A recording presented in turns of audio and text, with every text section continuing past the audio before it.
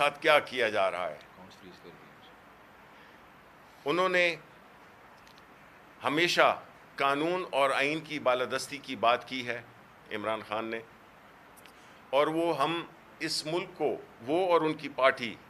ایک ایسے اس میں ڈائریکشن میں جانا چاہتے ہیں جس میں کہ اس ملک میں آئین ہو، قانون ہو، تاکہ لوگوں کو انصاف مل سکے۔ دیکھیں، ریاست کا کام ہوتا ہے لوگوں کی عزت، مال، جان کی حفاظت کرنا۔ جنگل کے قانون میں یہ نہیں ہوتا، جو کہ آج کل رائج ہے۔ تو جو عمران خان کے ساتھ ہو رہا ہے، اس کی پارٹی کے ساتھ ہو رہا ہے، جس کی کہ زیادہ تفصیل میں نہیں جاؤں گا، کیونکہ ایک اور قانونی پہلو بھی ہے جو کہ ابو ذر نیازی اس کو آپ کے ساتھ مختصراً آپ سے شیئر کریں گے، کہ خان صاحب کے ساتھ جو بھی، دیکھیں، ایون جنگ میں بھی قوانین ہوتے ہیں، جنگ میں بھی ایک خاص طور طریقے سے چیزوں کو کیا جاتا ہے، جس میں بڑوں کے، بوڑھوں کے، بچوں کے، خواتین کے،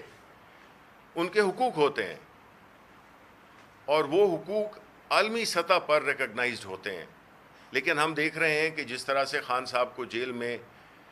ایک ڈیتھ سیل میں رکھا گیا ہے، سولیٹری کنفائنمنٹ کی گئی ہے، ان کو ملاقاتوں میں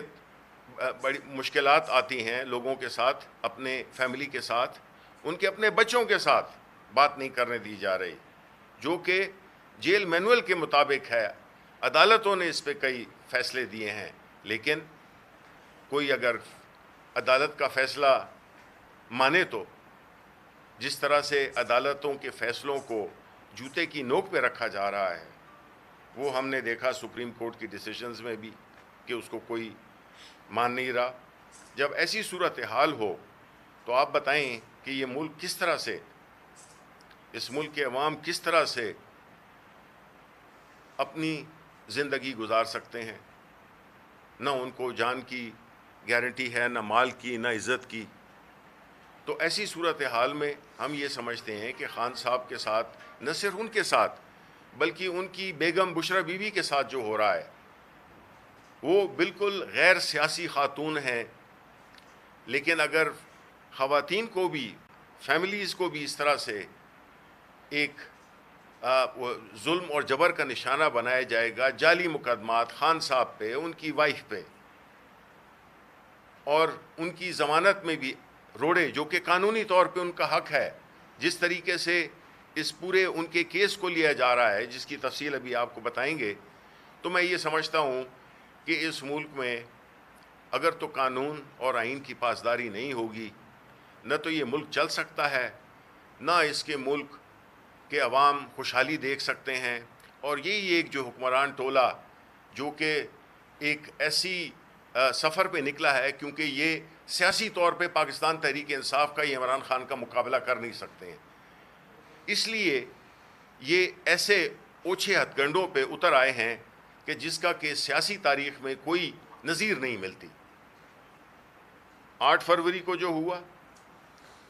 وہ عوام نے دیکھ لیا، عوام نے اپنا فیصلہ دے دیا۔ اب عوام کے مینڈیٹ کی اگر کوئی عزت نہیں کرے گا،